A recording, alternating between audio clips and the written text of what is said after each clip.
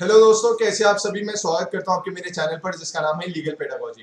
दोस्तों, इस वीडियो में हम समझने वाले हैं मिलिशियस प्रोसिक्यूशन को, which is covered under law of torts. तो अगर आप इस चैनल पर नए हैं तो चैनल को सब्सक्राइब करना ना भूलें और वीडियो को ज़्यादा से ज़्यादा शेयर कर दें, क्योंकि यार मैं भी एक इंसान हूँ तो बहुत अच्छा लगता है जब व्यूज़ बढ़ते हैं या सब्सक्राइबर्स बढ़ते हैं। ऑल्दो कोई मॉनिटरी इंटेंशन नहीं है मेरा कि मतलब कि आपको कोई कंटेंट बेचा जाए, ऐसा कभी नहीं होने वाला। ये फ्री ऑफ कॉस्ट में मैं आज पढ़ा रहा हूँ, आगे भी फ्री ऑफ कॉस्ट ही सारा कंटेंट आपके साथ शेयर करा जाएगा। और आपसे एक रिक्वेस्ट और है कि जब भी आप कोई टॉपिक समझें इस चैनल पर आके तो अपने साथ एक पेन और रजिस्टर जरूर रखें, क्योंकि मैं हर टॉपिक को इलस्ट्रेशंस के थ्रू समझाता हूँ। तो वो आप इलस्ट्रेशंस नोट कर लें अपने रजिस्टर में, और वो फिर इलस्ट्रेशन से जब भी हम कोई टॉपिक समझते हैं तो ज़्यादा लंबे समय के लिए हमें ध्यान में रहता है, हम कभी भी नहीं भूलते उसे। तो दोस्तों, मेलिशियस प्रोसिक्यूशन होता क्या है? देखिए, जब भी आप कोई लीगल टॉपिक समझे ना तो उसकी डेफिनेशन पढ़िए, और उस डेफिनेशन में ही आप सारे एसेंशियल्स निकाल पाएंगे। तो डेफिनेशन पे हम जाएं उससे पहले मैं आपको एक इलस्ट्रेशन देता हूं कि क्या होता है मेलिशियस प्रोसिक्यूशन। मानिए कि ए और बी दो लड़कियां थी। They are two girls who fall in love with a guy named as C. A और बी दो लड़कियां हैं जिनको एक ही लड़के से प्यार होता है जिसका नाम होता है सी। अब बी क्या सोचती है कि भाई ए को अपने रास्ते से हटाने का एक ही तरीका है कि मैं इसके खिलाफ कोई उल्टी सीधी क्रिमिनल प्रोसीडिंग्स इनिशिएट कर देती हूँ। तो वो क्या करती है, उल्टे सीधे एविडेंसेस कलेक्ट करती है, पुलिस के पास जाती है और बोलती है कि भाई ए ने डी का मर्डर किया है। ठीक है। पर बाद में जब उसके खिलाफ केस फाइल हो जाता है तो बाद में जाके पता लगता है कि कोर्ट उसे एक्विट कर देती है। कोर्ट को पता लग जाता है कि भाई ए वॉज इनोसेंट। ठीक है। अब अब ए क्या कर सकते हैं इस केस में? ए वॉज द डिफेंडेंट, क्योंकि केस इसके खिलाफ फाइल हुआ था, ये डिफेंडेंट थी, and B was the plaintiff. अब ए के पास क्या ऑप्शन है कि अब वो बी के खिलाफ मेलिशियस प्रोसिक्यूशन की प्रोसीडिंग्स इनिशिएट कर सकती है। अब वो कोर्ट में जाएगी। अब A is the plaintiff and B is the defendant, और बोलेगी कि भाई बी के पास ना तो कोई रीजनेबल या प्रोबेबल कॉज था, कोई ऐसा प्रोबेबल कॉज नहीं था, कोई ऐसा सस्पिशन उसके दिमाग में नहीं था कि मैंने ही डी का मर्डर किया हो। पहली बात। दूसरी बात, इसकी मेलिशियस इंटेंशन थी, इल इंटेंशन थी, इल मोटिव था इसका कि भाई ये मेरे को प्रोसिक्यूट कर दे जिससे कि ये सी से शादी कर पाए। तीसरी बात, जो क्रिमिनल प्रोसीडिंग्स मेरे खिलाफ इनिशिएट की गई वो अनसक्सेसफुल रही, कोर्ट ने मुझे एक्विट किया। तीसरा, ये एसेंशियल प्रूव कर दिया इसने। चौथा, इसने बोला कि भाई जब इसने मुझे मेरे खिलाफ क्रिमिनल प्रोसीडिंग्स इनिशिएट की ना तो मेरी रेपुटेशन को बहुत डैमेज हुई, मेरे को जेल में भी रहना पड़ा, मेरी right to life and liberty भी इसने कर्टेल की, तो मुझे डैमेज भी हुआ है। तो जब ये चारों एसेंशियल्स ये प्रूव कर देगी तो मेलिशियस प्रोसिक्यूशन की जो प्रोसीडिंग्स है वो सक्सेसफुल हो जाएगी। तो क्या क्या एसेंशियल्स हैं? पहली बात, unsuccessful criminal proceeding, bankruptcy proceeding या लिक्विडेशन प्रोसीडिंग्स आपके खिलाफ होनी चाहिए। इस केस में भी जैसे इसके खिलाफ क्रिमिनल प्रोसीडिंग्स इनिशिएट की गई थी। दूसरी बात, जिस बंदे ने आपके खिलाफ ये केस फाइल किया था उसकी मेलिशियस इंटेंशन होनी चाहिए। इस केस में क्या था, बी की मेलिशियस इंटेंशन थी, एक गलत इल मोटिव था, वो भी प्रूव हो गया। Without any reasonable and probable cause, कोई भी ऐसी सस्पिशन बी के दिमाग में नहीं थी, कोई ऐसे सर्कमस्टांसेस प्रिवेलेंट नहीं थे जिससे कि बी के दिमाग में ये बात आए कि हाँ ए ने शायद डी का मर्डर किया होगा। चौथी बात, उससे क्या हुआ, उससे ए की रेपुटेशन को डैमेज हुआ, उसकी right to life and liberty curtail हुई।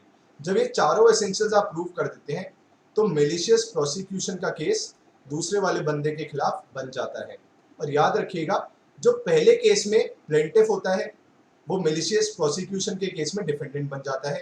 जैसे कि इस केस में प्लेंटिफ कौन था? बी, जिसने प्रोसीडिंग्स इनिशिएट की थी, और दूसरे केस में क्या कौन बन गया? डिफेंडेंट। तो मोहम्मद अमीन एंड जोगिंदर कुमार के केस में बोला गया कि भाई ये सब 4-5 एसेंशियल्स हैं जो कि प्रूव होने चाहिए in an action for malicious prosecution. तो क्या है पहला essential? First, that the plaintiff was prosecuted. Plaintiff कौन हुआ in the case of malicious prosecution? जिसके खिलाफ पहले वाला केस फाइल किया गया था। जो पहले केस में डिफेंडेंट था वो प्लेंटिफ बन जाएगा। तो प्लेंटिफ के खिलाफ कोई क्रिमिनल प्रोसीडिंग्स इनिशिएट होनी चाहिए, वो प्रोसिक्यूट होना चाहिए for the case of malicious prosecution. दूसरी बात, the defendant was the prosecutor. जैसे इस केस में जो डिफेंडेंट है मेलिशियस प्रोसिक्यूशन के केस में, ही वाज द प्रोसिक्यूटर, उसने प्रोसिक्यूट किया था ए को, ये होना चाहिए। और प्रोसिक्यूशन का मतलब क्या होता है? क्या प्रोसिक्यूशन का मतलब ये है कि पुलिस ने अगर आपको अरेस्ट कर लिया तो आपको प्रोसिक्यूट कर दिया गया, या पुलिस आपके घर पे आई और आपके घर को खंगाला, सर्च किया, तो क्या उसको प्रोसिक्यूशन मानेंगे? या क्या उस केस में प्रोसिक्यूशन मानेंगे कि पुलिस ने आपको पकड़ा और मजिस्ट्रेट के सामने पेश किया और मजिस्ट्रेट ने बोला कि नहीं नहीं भाई इसे छोड़ दो, इसके खिलाफ कोई केस नहीं बनता? नहीं दोस्तों, प्रोसिक्यूशन का मतलब होता है जब कोई क्रिमिनल प्रोसीडिंग्स आपके खिलाफ इनिशिएट हो जाएं, और वो इनिशिएट कब होती है? जब आपके खिलाफ चार्जेस फ्रेम हो जाएं, जब आपके खिलाफ केस फाइल हो जाए, उसको कहते हैं प्रोसिक्यूट होना या क्रिमिनल प्रोसीडिंग्स इनिशिएट होना। खाली अरेस्ट करना ये क्रिमिनल प्रोसीडिंग्स काउंट नहीं होता। तो खाली अगर आपको अरेस्ट किया गया है तो आप मिलिशियस प्रोसिक्यूशन का टॉर्ट इनिशिएट नहीं कर सकते अगेंस्ट द अदर पर्सन, ये बात याद रखिएगा। और प्रोसिक्यूशन कब माना जाता है? मैंने बताया जब क्रिमिनल चार्जेस मेड, जब आपके खिलाफ क्रिमिनल चार्जेस बन जाते हैं बिफोर द जुडिशियल ऑफिसर या फिर ट्राइब्यूनल और the court. And police proceedings, जब पुलिस आपको अरेस्ट करे उसको प्रोसिक्यूशन नहीं माना जाता है। तो पहला एसेंशियल होता है कि आपके खिलाफ अनसक्सेसफुल क्रिमिनल प्रोसीडिंग्स इनिशिएट होनी चाहिए। और दूसरी बात क्या है एक और इससे जुड़ी हुई, कि दूसरा बंदा जिसने आपके खिलाफ क्रिमिनल प्रोसीडिंग्स इनिशिएट किए हैं ना, उसने उसमें एक्टिवली पार्ट लिया हो। अब एक्टिव पार्टिसिपेशन का मतलब क्या है? जैसे कि यहाँ पे दिया हुआ है कि मैंने पुलिस वाले को बोला कि भाई मेरी घड़ी ना, मुझे शायद लगा ऐसा कि ए ने ही चुराई है, ए के पास मैंने देखा था उस घड़ी को, और पुलिस आपको अरेस्ट करती है, जज के सामने प्रोड्यूस करती है और जज आपके खिलाफ केस फाइल हो जाता है। तो इसमें क्या आपने एक्टिव पार्ट लिया है प्रोसिक्यूशन में? नहीं लिया, क्योंकि आपने तो खाली एक सस्पिशन के ग्राउंड पे बोला था कि शायद सर मेरे को ऐसा लगता है कि मैंने अपनी घड़ी उसके पास देखी थी। तो इसमें आपका एक्टिव पार्टिसिपेशन नहीं है। तो फिर इस केस में मेलिशियस प्रोसिक्यूशन आपके खिलाफ इनिशिएट नहीं किया जा सकता। पर एक्टिव पार्टिसिपेशन कब माना जाता है? अगर मैं क्या करता कि मैं उल्टे सीधे एविडेंसेस कलेक्ट करता और मैं पुलिस को दे देता जाके, जिससे कि आपके खिलाफ क्रिमिनल प्रोसीडिंग्स इनिशिएट हो जाए। तो इसमें मैंने एक्टिवली पार्ट लिया है, क्योंकि मैंने उल्टे सीधे एविडेंसेस आपके खिलाफ कलेक्ट किए और उनको पुलिस को दिया है, जिससे कि क्रिमिनल प्रोसीडिंग्स हर हाल में इनिशिएट हो जाए। तो जब तक आप एक्टिवली पार्ट नहीं लेंगे वो अनसक्सेसफुल क्रिमिनल प्रोसीडिंग्स को इनिशिएट करने के लिए, तब तक आपके खिलाफ मिलिशियस प्रोसिक्यूशन की प्रोसीडिंग्स इनिशिएट नहीं हो सकती। दूसरी बात है absence of reasonable and probable cause. जैसे कि उस केस में मैंने आपको बताया जो बी थी, उसके पास कोई रीजनेबल या प्रोबेबल कॉज नहीं था। तो क्या होता है रीजनेबल और प्रोबेबल कॉज? देखिए इलस्ट्रेशन से मैं आपको समझाता हूँ। आप घर पे अपने बैठे थे, आपने खिड़की से देखा कि एक बंदा सी के घर से निकला और उसके हाथ में चाकू था और चाकू पे खून लगा हुआ था, ठीक है? तो तुरंत आपने 100 नंबर पे फोन मिलाया कि भाई शायद ए का जिसने मर्डर किया है ना वो सी ही है जो उसके घर से निकला, क्योंकि मैंने चाकू उसके हाथों में देखा था और वो खून में लथपथ था और उसी समय वो बाहर निकला था।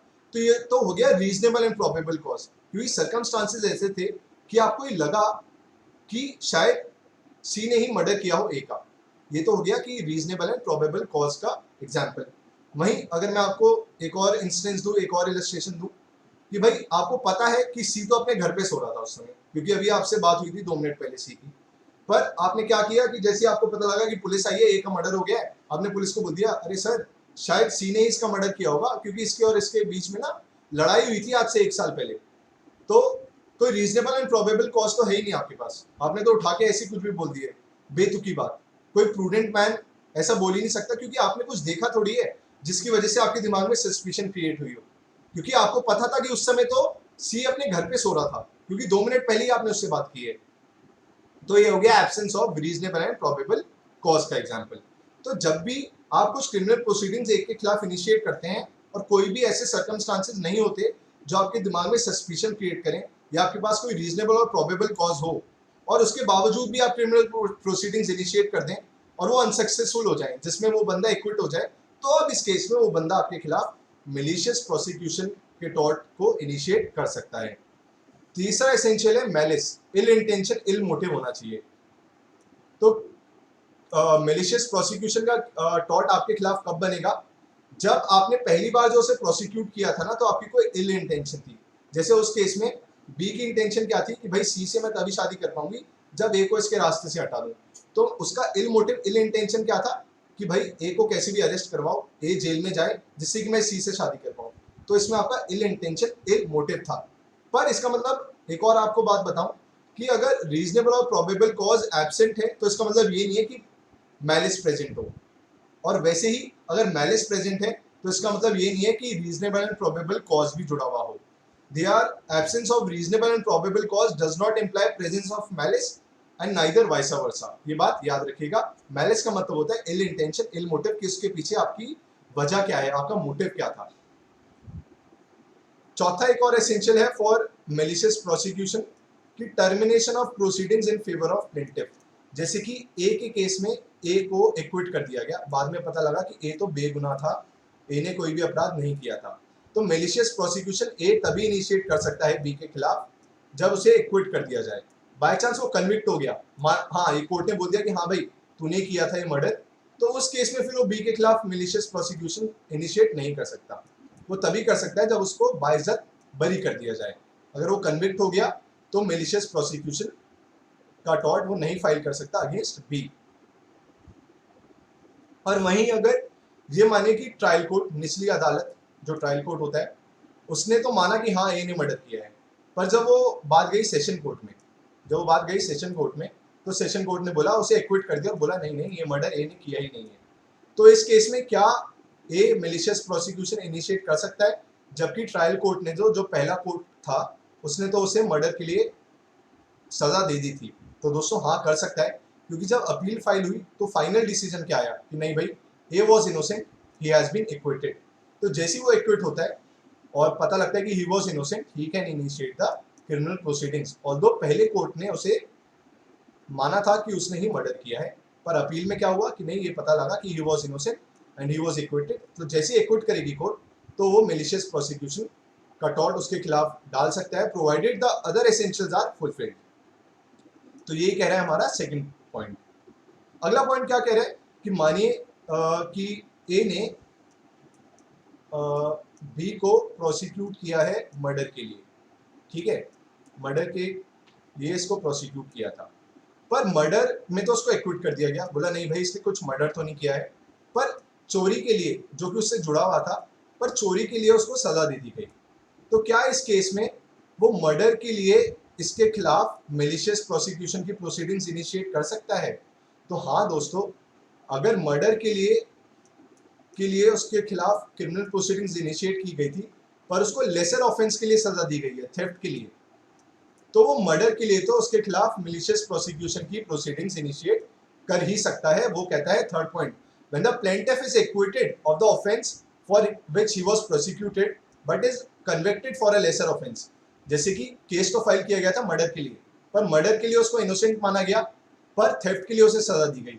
तो मर्डर के लिए तो वो उसके खिलाफ मेलिशियस प्रोसिक्यूशन की प्रोसीडिंग्स इनिशिएट कर ही सकता है। He can sue him for the malicious prosecution of the graver offence for which he has been acquitted. जिस गुनाह के लिए उसको बाइज्जत बरी किया गया है, जिस ग्रेवर ऑफेंस के लिए, जैसे इस केस में मर्डर के लिए तो उसे बाइज्जत बरी कर दिया गया, तो उसके लिए तो वो मेलिशियस प्रोसिक्यूशन इनिशिएट कर ही सकता है उसके खिलाफ। और ये तभी इनिशिएट कर सकता है वो जब वो एक्विट कर दिया जाए, जब उसे बाइज्जत बरी कर दिया जाए। पर अगर प्रोसीडिंग्स ऑलरेडी पेंडिंग है और अभी तक कोर्ट का कोई डिसीजन नहीं आया है, तो जब तक पेंडिंग है तब तक मेलिशियस प्रोसिक्यूशन की प्रोसीडिंग्स इनिशिएट नहीं कर सकता है। ये बात याद रखिएगा। अब आता है डैमेज टू द प्लेंटिफ। मैंने बताया था कि ए को डैमेज होना चाहिए, मतलब जो बंदा मेलिशियस प्रोसिक्यूशन, प्लेंटिफ जो उसके खिलाफ बी के खिलाफ प्रोसीडिंग्स इनिशिएट कर रहा है ऑफ द मेलिशियस प्रोसिक्यूशन, तो जो पहली प्रोसीडिंग्स इसने इनिशिएट की थी विद इल इंटेंशन, उसकी वजह से इसको कुछ डैमेज होना चाहिए। या वो जैसे इसको जेल भेज दिया गया तो इसकी राइट टू लाइफ लिबर्टी कटेल हो गई, इसकी रेपुटेशन को हार्म हुआ, तो कुछ डैमेज होना चाहिए, तभी वो मेलिशियस प्रोसिक्यूशन इनिशिएट कर सकता है बी के खिलाफ। तो ये था इसका आखिरी एसेंशियल। तो दोस्तों मैं आशा करता हूँ कि मेलिशियस प्रोसिक्यूशन आपको इन सभी इलस्ट्रेशंस के थ्रू समझ में आ गया होगा। और बाकी टॉपिक्स की वीडियो मैंने ऑलरेडी चैनल पर अपलोड की हुई है, चाहे वो पॉलिटी से रिलेटेड हो या आईपीसी से रिलेटेड हो, कॉन्ट्रैक्ट से रिलेटेड हो। तो अभी तक आपने उन वीडियोस को अगर नहीं देखा है तो आप चैनल पर जाइए, प्लेलिस्ट में जाइए, वो वीडियोस आपको वहाँ पे मिल जाएंगी। Thank you so much.